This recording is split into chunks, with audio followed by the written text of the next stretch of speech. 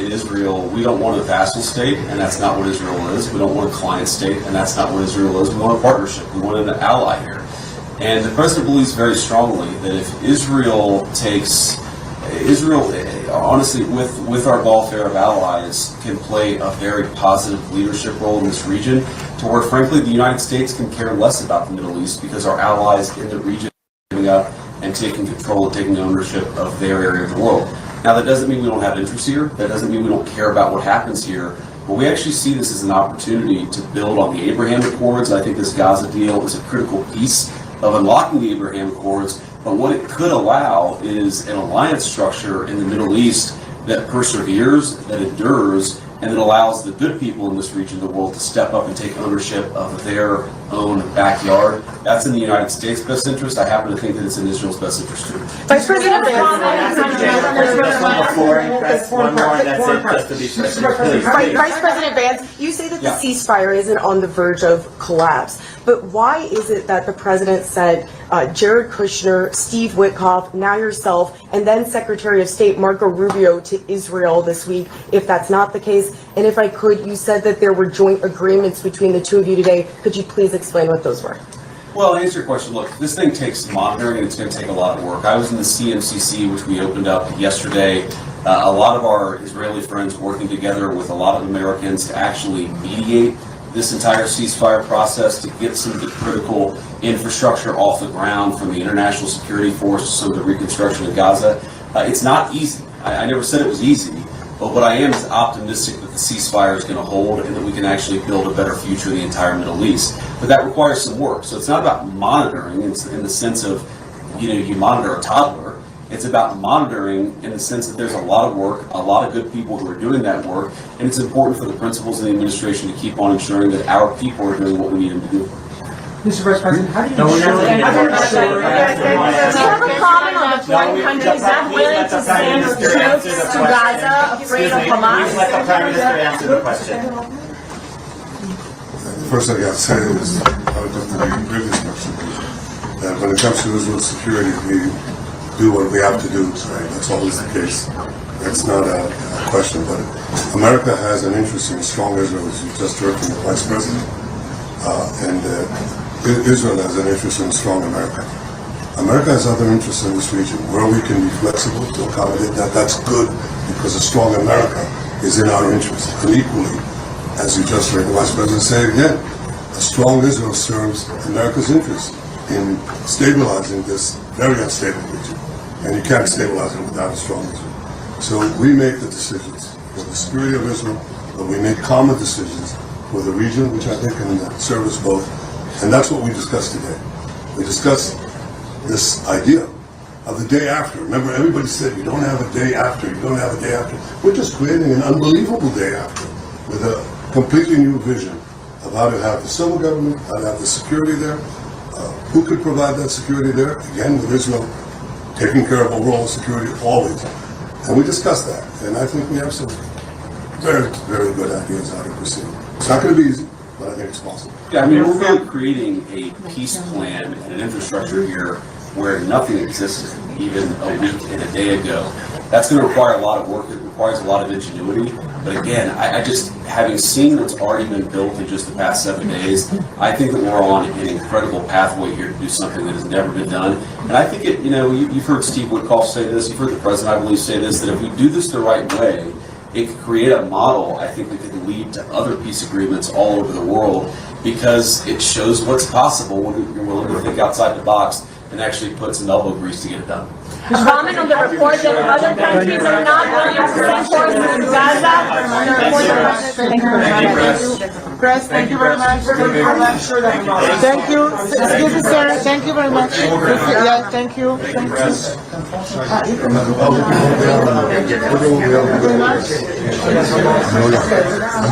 Goals, but how to reach them, and I think we're pursuing them successfully. We've been able to do two things. Put the knife at Hamas's throat. That was the military effort by Israel. And the other effort was to isolate Hamas in the Arab and Muslim world, which I think the president did brilliantly with his team. So those two things produced the hostages. Nobody believed we'd get them out. Mr. Prime Minister, you have Turks. Will you allow Turkey On to the question of respond? the Turks, I think let me quote the Vice President yesterday. He said that I have very strong opinions on that. And he also said we have to do it with, Israel will be obviously decide together who does that. So I have very strong opinions about that. You want to guess what they are? Vice President, can you comment on whether Washington is directing Israel's decisions? I want to address that. So, look, we don't want in Israel, we don't want a vassal state, and that's not what Israel is. We don't want a client state, and that's not what Israel is. We want a partnership. We want an ally here. And the president believes very strongly that if Israel takes, honestly, with our Gulf Arab allies,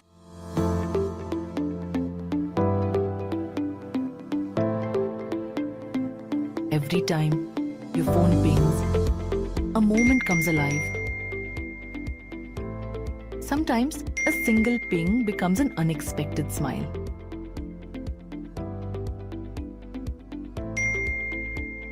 Sometimes it fulfills a long-awaited dream.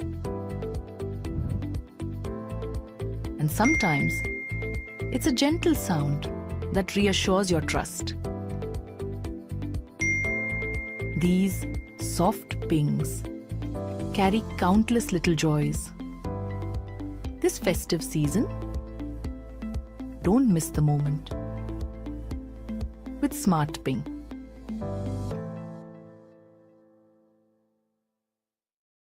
And then Secretary of State Marco Rubio to Israel this week, if that's not the case, and if